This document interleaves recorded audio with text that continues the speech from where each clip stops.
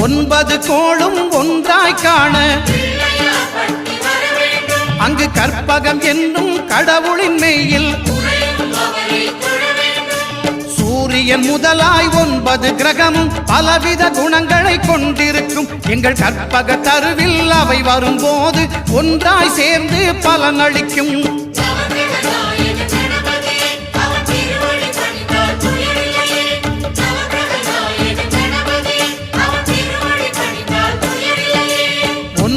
கோளும் ஒன்றாய் காண அங்கு கற்பகம் என்னும் கடவுளின் மெய்யில்